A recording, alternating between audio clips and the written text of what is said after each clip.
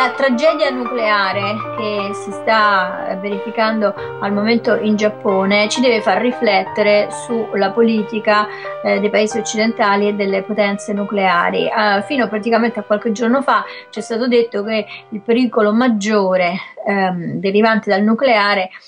era la costruzione di un'arma nucleare nelle mani degli iraniani, che poi avrebbero potuto utilizzarla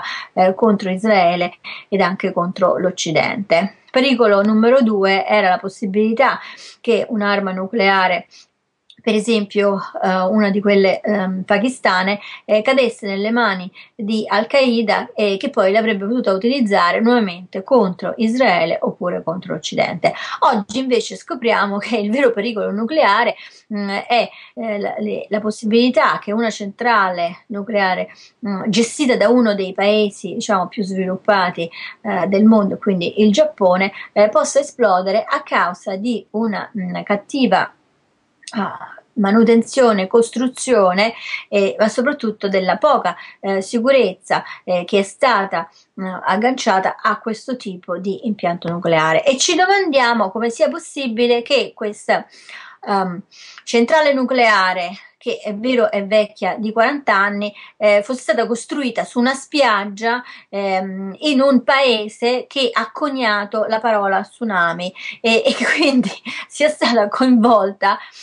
in questa catastrofe senza avere un sistema di sicurezza che fosse non solamente in grado di proteggere la centrale nucleare, ma di spegnerla nel caso in cui questa venisse, come in realtà è successo, inondata dall'acqua, che chiaramente ha portato a un cortocircuito generale e quindi al malfunzionamento di tutto quanto il sistema. Ma secondo me il nucleare non è sicuro né dal punto di vista proprio della sicurezza delle centrali nucleari esistenti. Ricordo che in Francia ce ne sono 63, dalle quali noi prendiamo la gran parte della nostra elettricità, quindi il fatto che non ci sia il nucleare in Italia non significa che noi non siamo a rischio, ma è anche pericoloso non perché i terroristi possono mettere le mani su un'arma nucleare, perché questo è praticamente impossibile, nel senso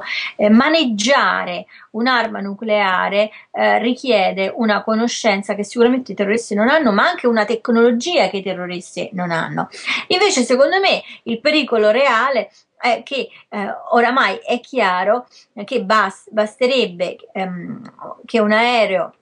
di linea si schiantasse su una delle centrali nucleari più importanti in posizioni strategiche per creare un allarme simile a quello che ci arriva oggi dal Giappone. E la verità è che se tutto questo avvenisse, non esiste un sistema di sicurezza, quindi non esiste un sistema di sicurezza che possa evitare questo tipo di scenario. Allora, il nucleare è fondamentale nell'economia occidentale, ma anche in quella giapponese. Il Giappone dipende per quasi i 2/3 della propria energia dalle centrali nucleari, e quindi ecco qua che nel momento in cui inizia, diciamo, un processo di critica, ma anche di autocritica sull'uso del nucleare, questo pone l'economia giapponese in una situazione di grossa crisi, nel senso, come rimpiazzarlo? Cioè, rimpiazzarlo avrebbe dei costi semplicemente astronomici, ma lo stesso vale per noi, nel senso, la Francia appunto ha 63 centrali nucleari, 2/3 dell'elettricità e del consumo energetico francese derivano dal nucleare. Tra l'altro i francesi hanno in programma la costruzione di altre centrali nucleari. Lo stesso vale per la Gran Bretagna meno della metà, quindi ha meno centrali nucleari, meno della metà del consumo energetico inglese è prodotto da centrali nucleari. Spagna e Italia invece si trovano in una situazione in cui l'Italia ha optato per il non nukes, quindi niente nucleare, però lo compra dalla Francia, e quindi comprandolo dalla Francia rende ancora più economico e ancora più conveniente ai francesi continuare la propria espansione della produzione nucleare. La Catalogna, per esempio, dipende quasi totalmente totalmente dalle centrali nucleari francesi, anche se la Spagna ha fatto una scelta più di 15 anni fa di investire pesantemente nelle energie alternative, quindi nelle energie rinnovabili, ed insieme alla Germania sono i due paesi che investono maggiormente in Europa in questo settore. Quindi ecco, cioè, diciamo, lo spettacolo che abbiamo è uno spettacolo di grande contraddizione, dove il nucleare gioca un ruolo fondamentale anche nei paesi che hanno detto no al nucleare.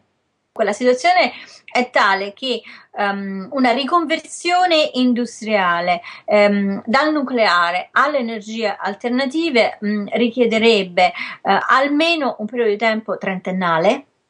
Ma soprattutto richiederebbe uno sforzo economico che in un momento come questo, in cui ci troviamo, diciamo, in una crisi profonda, che potrebbe degenerare addirittura in un'altra grande depressione se diciamo, l'impatto della crisi giapponese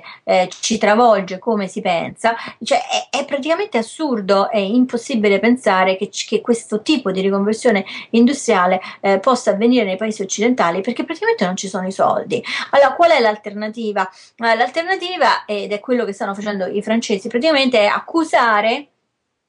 i giapponesi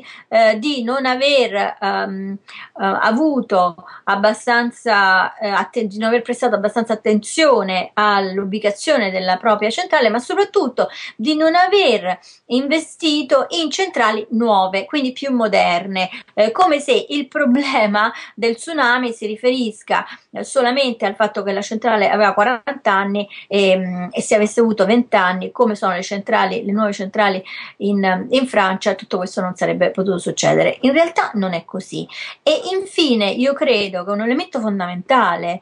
sul fenomeno appunto delle radiazioni è che gli effetti negativi di queste